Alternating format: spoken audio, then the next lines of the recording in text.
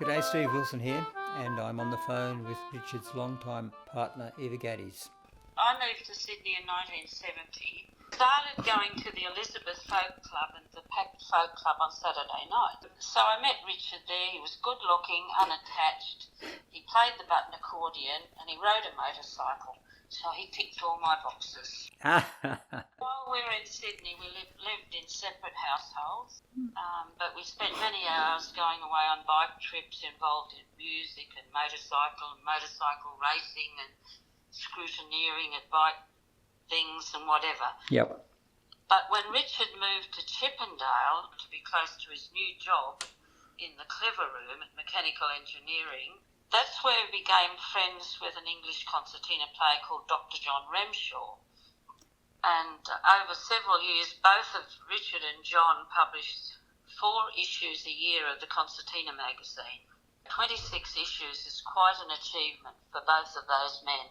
So Richard met John. Was Richard playing concertina at that stage? Yes, he was, and I had my own concertina at that stage. I had an Anglo.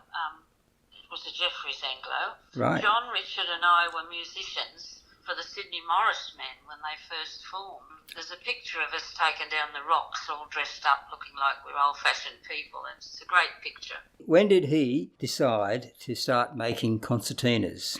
Well, basically, when we decided to move to Bell, I put in for a transfer because we had our little weekender up here. We used to come up at weekends, and I put in a transfer and I got a job at Wallerawang.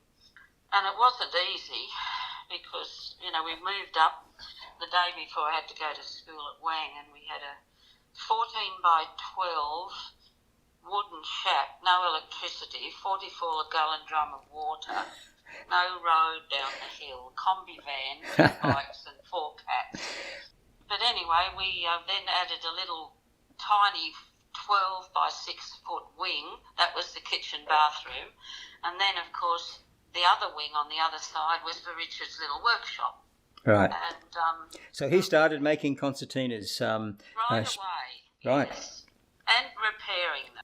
But, no mains power for 4 years, bushfires, roadworks, always an issue. But we had bush animals in abundance and freedom to enjoy our life together.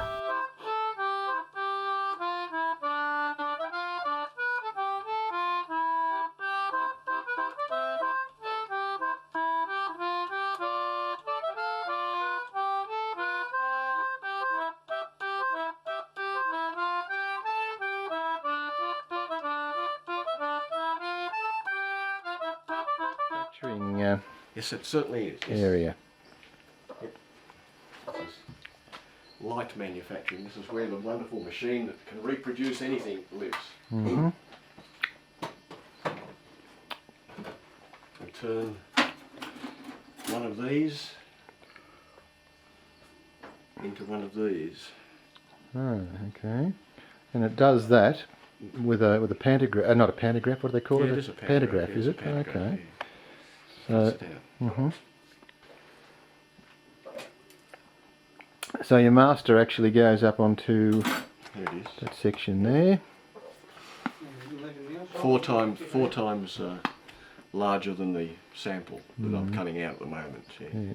So what is it you're actually making there? Yes, reed shoes. There they are. Little reed shoes.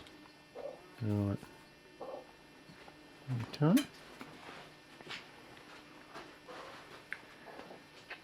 So I used to make the reed pans on this one here, using a thing that I designed, a template jig setup that I designed.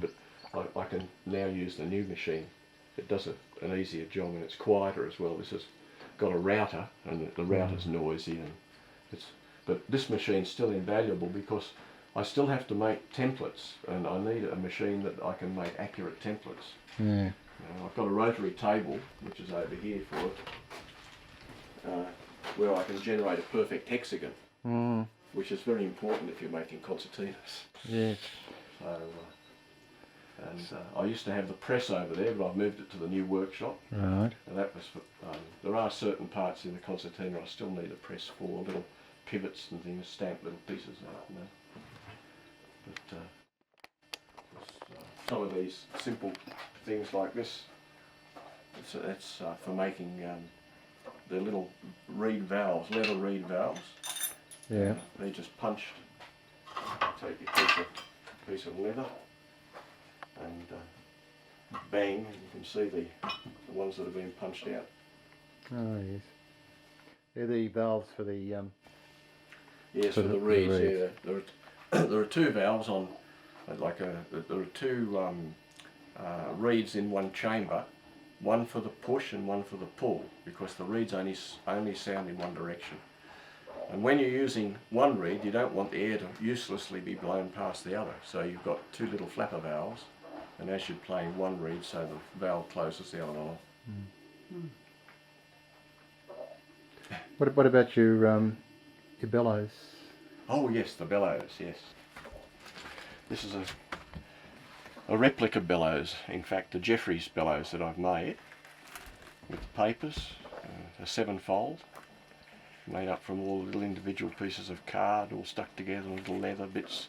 All these are individual pieces of leather which are actually skived down, stuck. It's not just one piece of leather folded up, that's absolutely impossible. It takes about 20 hours to make one of these. This particular one has these beautiful ends on here. I got these from Peter Hyde in South Australia, who has a tool to do these, and this is gold leaf. It's not gold paint, it's real gold. So I'm hoping to be able to convince him to part with the tool. It's specially made in Italy some 15 years, at least 15 years ago, and even then it cost him $800. So, and they're very difficult to do, but it makes a lovely job. I'm very proud of these bellows actually. So they're your blocks, your moulding blocks there. Oh, these they're just for they go inside to hold it, to clamp it when I'm pressing it. No, I used to use a jig like this to build them on. There you go. Once you open them up far enough, they'll probably go on. They won't, because this is the wrong size former. This is for the larger bellows, but they're built on there. But these days I don't use this. I just do them all by hand. They're laid out very carefully on a board. First of all, you have to make your little card pieces out of cardboard, and then they've got a little leather hinge, and they've got a specific distance here, which is made by putting them across here, and the hinge goes on. They're also been ground down so that they come to a sort of a knife edge, so that they're nice and thin. And then to assemble the bellows, it's a matter of putting them along here until you've got 6 of them in a row, and then the next ones go over here, and then the long strips of linen go, and you build it up till you've got this whole thing's full, and then finally you take it and you turn it end to end, glue it, and you've got basically flat bellows. There we are. The reeds are made from little pieces of spring steel, clock spring, which are cut to a specific taper and then fitted to an empty reed shoe, so that there's very little clearance between the reed and the shoe. They're held on by a little clamp. Here we are. Here's a shoe with the clamp on. So they're put through there and they're clamped in.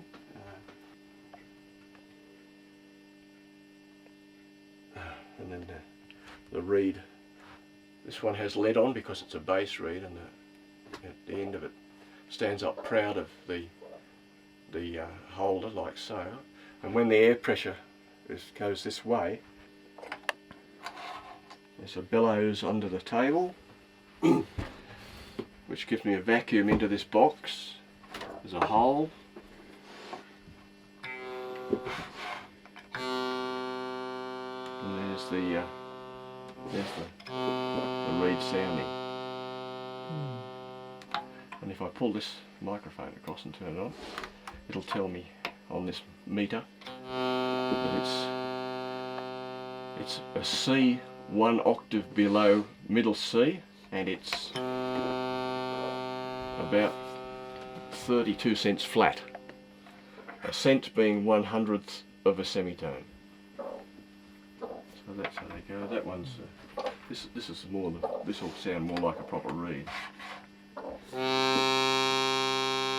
That's the same note, in fact. A little sharper.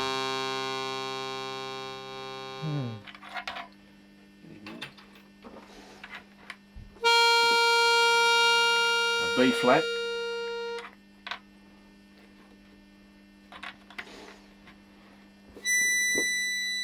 And a B, high B.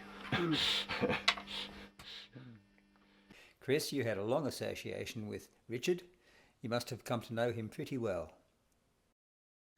I first met Richard about 2002, maybe 2001, and we really struck it off. I was really interested to know about concertinas. He was more than happy to talk, but we ended up having a very wide-ranging conversation about all sorts of things, a conversation which lasted more than 20 years, really. I wasn't finished, frankly. I was very sorry when Richard died. He left a big hole. We did talk a lot about concertinas, how to make them, and that sort of thing. Richard had particular ideas, and he had a particular thing in mind. He wanted to make a concertina for bush music people, and he felt like that there was a certain approach that would really suit that. He was a very clever man, Richard, very clever, and he knew stuff about how to do things to metal and to wood, but mainly metal, which were astounding. He had an absolute classic background in metalworking. Richard, for decades, was pretty much the only person who repaired concertinas in Australia, and he must have worked on almost every concertina, every old concertina in Australia that was in current use at some stage. He was incredibly generous with it. He sometimes took quite a lot of time, but that's par for the course. He never charged a lot of money for his work, and he was very generous also if anybody rang up and just looking for information about concertinas.